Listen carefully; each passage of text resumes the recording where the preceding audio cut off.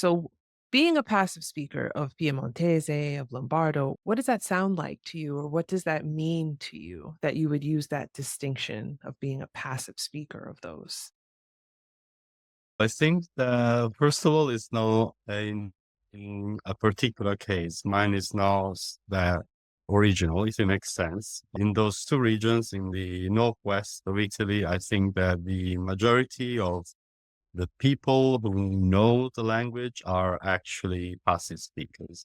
Why? Because these languages have not been passed down, or they have not been deemed worth enough to be passed down to future generations because of their perceived lesser social status. Let's sum it up that way.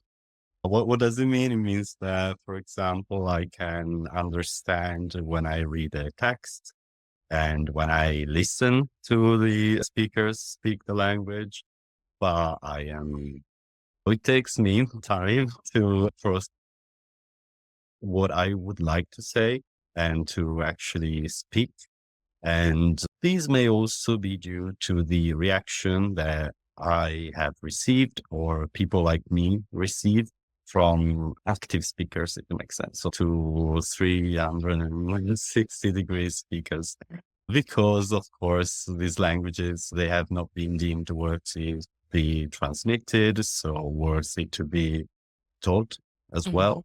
Of course, we tend to not have the patience or the perspective that we have for learners of other languages. Mhm. That is to say, for example, in English, in school, when we were like in English lessons, we would speak our very scholastic and childish English, of course, with little shame. Maybe there was shame, but very little. Whereas for these languages, it needs to be pitch perfect or nothing, basically. So there's Wow. a very high standard of perfection. So the intonation needs to be in a certain way, no hesitation, and so on. Mm. Where are we encountering people who are 360-degree speakers of these languages? Are they scholars? Are they just people in the neighborhood? Where are we hearing it? I would say both scholars and also people in the neighborhood, but I would say more, probably more in the neighborhoods, in certain parts for sure. I was reflecting about the location of the languages where you can find them, and I've recently moved back to Italy. I've moved back to Piedmont, so this is where I live now, and here you can hear it often when you go to any shop, to the farmers market, at church, outside the church.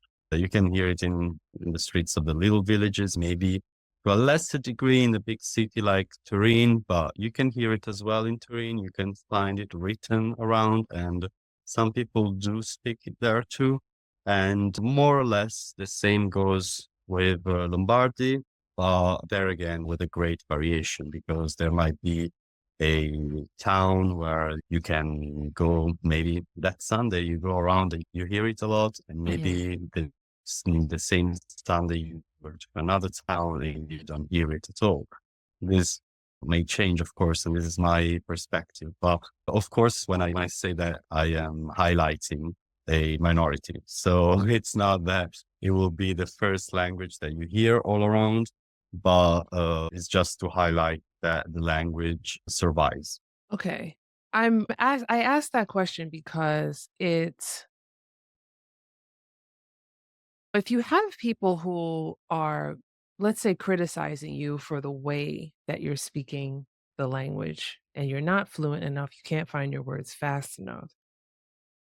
It surprises me that this would come from regular people that you run into in the shops and on the streets, and people who understand that by using this language, they're using a minoritized language, and people who I would think would understand that it's minoritized for a reason because not that many people speak it. So it's surprising to me that there would be such a stigma against people who can't hold a full conversation or can't fully express themselves fluidly in this language. Yeah, it will be surprising.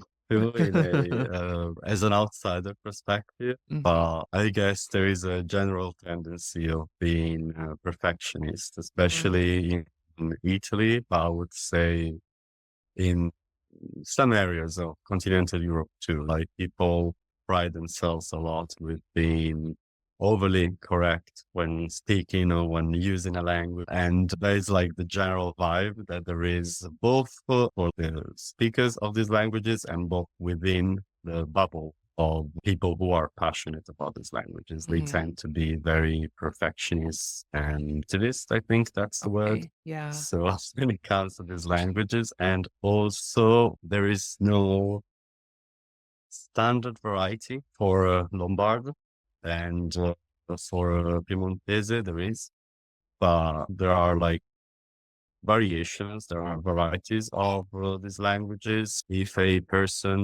go to, let's say, another part of the region and you try to speak this language, but you are not too confident, or maybe your pronunciation is not that of that particular area, they immediately perceive you as a foreigner, basically. So as a foreigner of that area, of course. So as an outsider, that would be more of the correct word. So of course that affects as well the way that Yeah. these languages are used.